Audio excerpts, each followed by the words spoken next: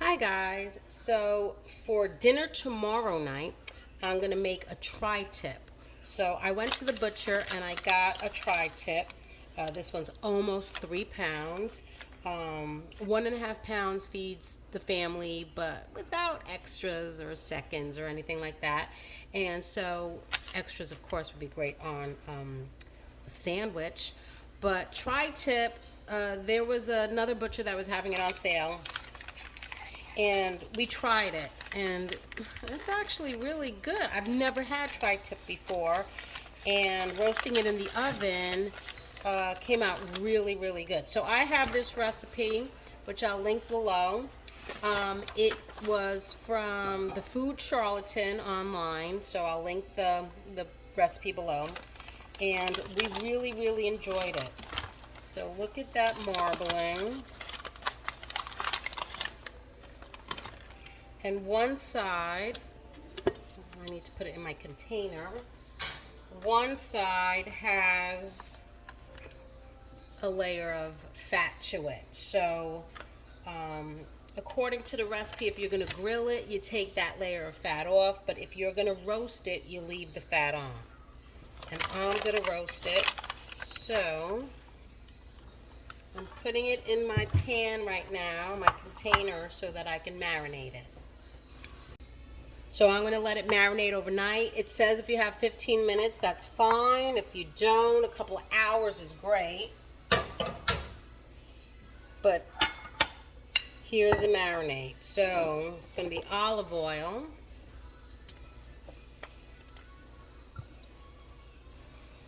It says about 1/4 cup. I might do a little more than that.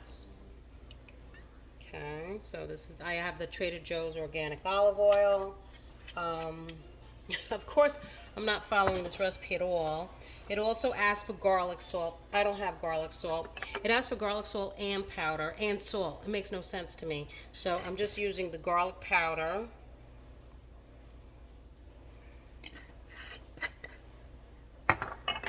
And then, where'd it go? Then pink Himalayan sea salt. I mean, because basically garlic salt is garlic and salt, so I don't understand why it's asking for garlic salt, garlic powder, and salt. And then it asks for some black pepper.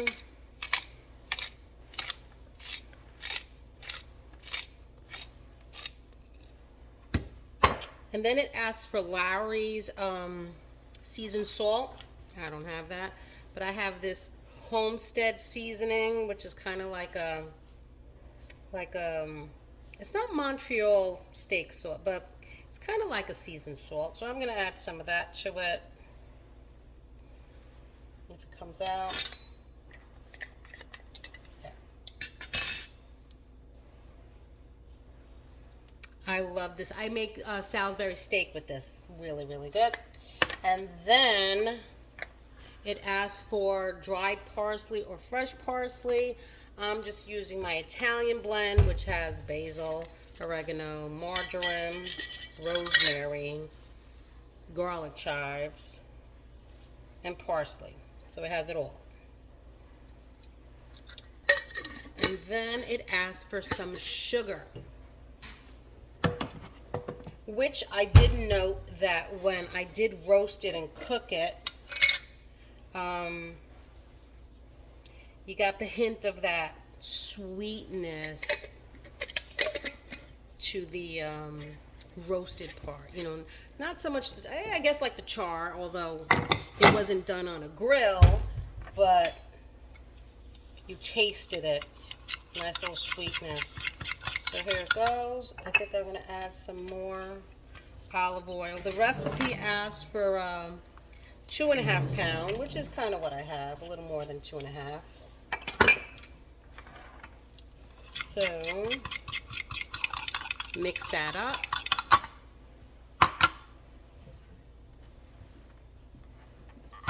Bring that back. And now we're going to pour it on.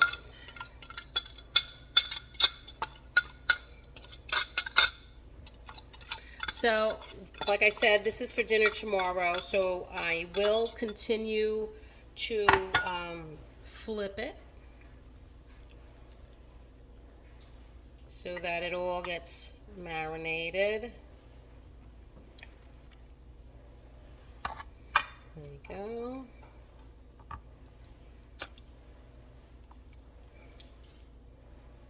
One more time.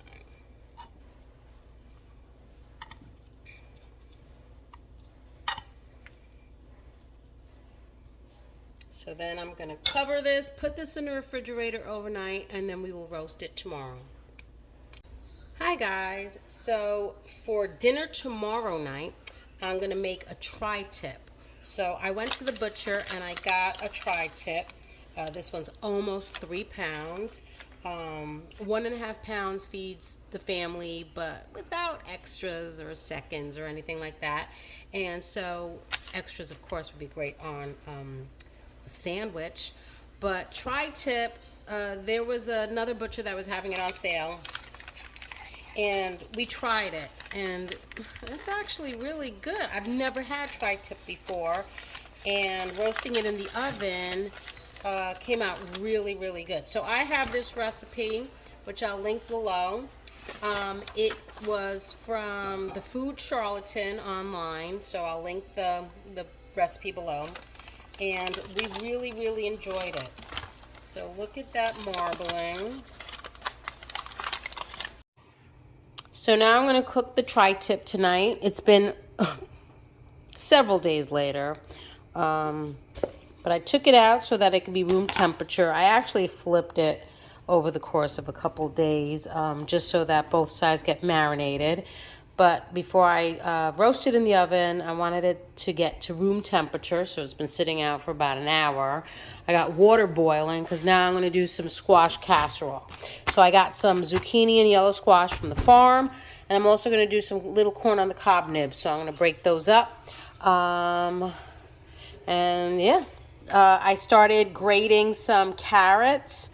And that's like about 2 big carrots. And then I had 1 big onion, so I sliced that up. But I'm going to slice up the squash and pour it in the hot water. So this is 3 decent sized squashes, 1 yellow squash, 2 big green ones. I still have a yellow one and a large green one that actually came out of my garden. But this squash casserole, yeah, I'm just going to add it to just regular water. This squash casserole, when I was a kid, actually a teenager, and I was going to camp, summer camp, one of the counselors there, his mother made it, and I never ate summer squash in my life. But of course, I was being very nice, and I tried it because that's what I do. If my mom made it, I wouldn't eat it, but if someone else made it, then I give it a try. And I absolutely loved it. Granted that you add, you know, like cream of chicken soup and sour cream, so you make something that's actually healthy. Not so healthy, but it was good. And then years later, a nurse gave me the recipe. Because I never got the recipe from that counselor's mom. At that time, I wasn't really cooking. But when I got older, I was talking about it with one of the nurses at the camp several years later, and she gave me the recipe. And I'm like, yeah, that's it. That's exactly what it was. So let this boil. Let this boil until you see that the squash is soft and the onions look soft too. So that's boiling, and I cut the corn into nibs, little like 1 inch or 2 inches. It's a full pot, but yep, gonna boil them and just put some butter on it. And my oven is set at 400 for the squash casserole as well as the steak. Okay, so the squash is pretty soft, and the carrots and the onions. So I'm going to drain these, And then I have my casserole dish, and I needed stovetop stuffing, can of cream of chicken soup, and a container, although I don't think I'm using this whole container, probably like 8 ounces of it, maybe half or 3/4 of it, of sour cream. Okay, so that's all cooked. So we're gonna add 1 can of cream of chicken soup.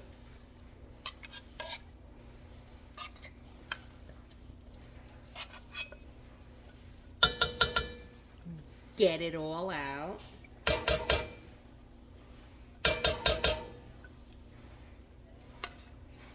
Okay. I don't really measure. I've been making this for years, although it's been a while since I made it.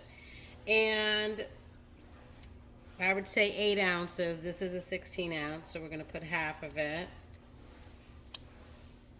8 ounces sour cream.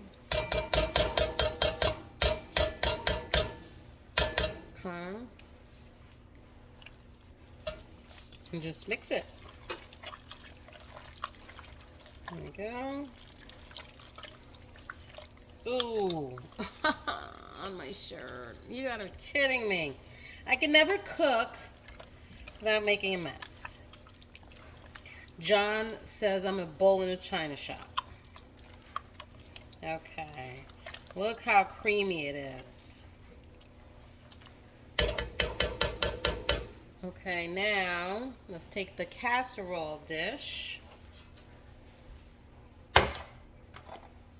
Ta-da! And then I have a box of chicken flavor stovetop stuffing, or any stuffing mix will do, but I've been making it with the stovetop. And then what we're going to do is we're only going to put a little bit on the bottom, not even like a whole coating, because I prefer the coating on top. Is there seasoning in it? No. Okay. I remember when they used to make it with the seasoning separate. And then we're going to pour the mixture on top of that. Okay, ready? Ooh. Let's get it all out. The pot's still hot.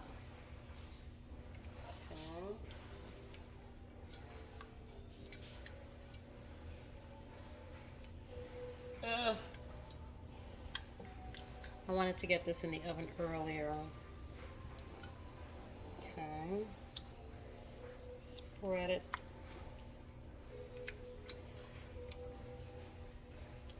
Okay. There you go. And then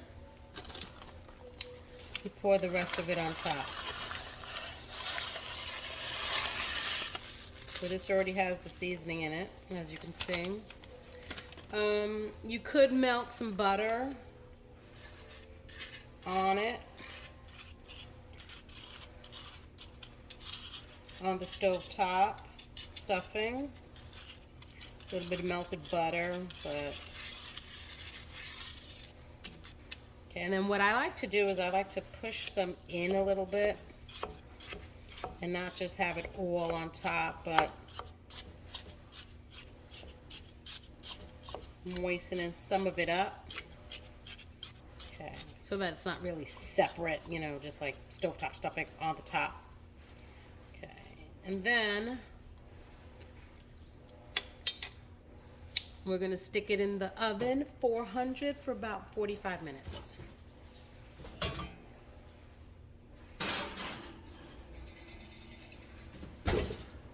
There. So now for the steak. I need to transfer it to this rack. So I have a rack on my roasting pan, my sheet pan, and it says to put the skin side down.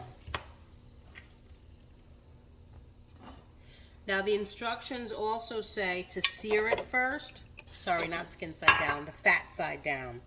The instructions say to sear it first. I did not do that the first time I made it, and it still was really good. I'm not going to sear it now, but I'm just going to keep it down, skin side down on this roasting rack. And then that's going to go in the 400-degree oven also for about 20 to 30 minutes with internal temperature to your liking.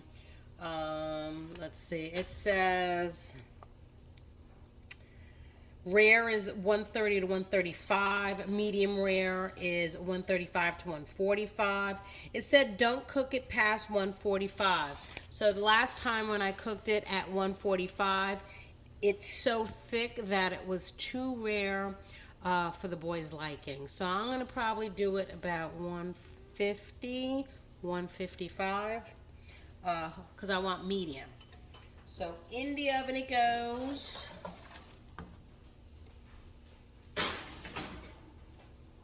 Yep. And they'll probably be done around the same time.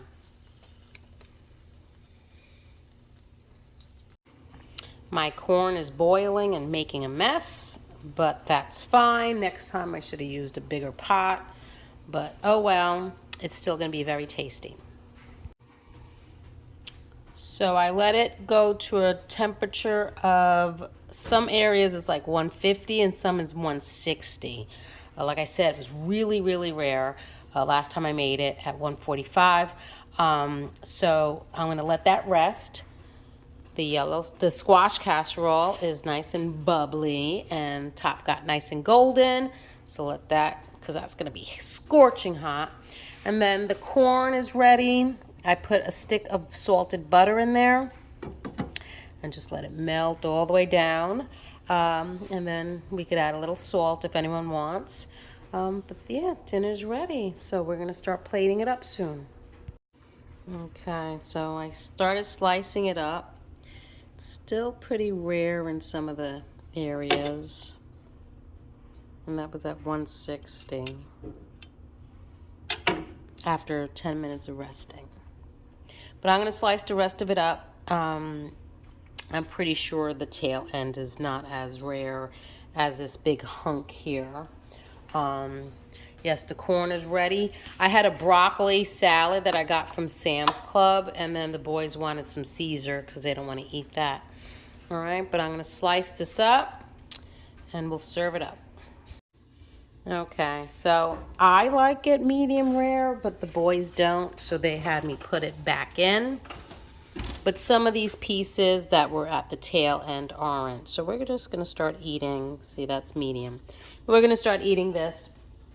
And then let the rest of it cook. But it has, the marinade is so tasty. So now you can use, the recipe does show to use the drippings to make like a gravy. But we like Peter Luger. So we're just eating ours with Peter Luger. And there it is, plated up. So tri-tip is so tender. You cut it nice and thin. Broccoli salad from Sam's Club, the squash casserole, and some corn nibs. That's dinner tonight.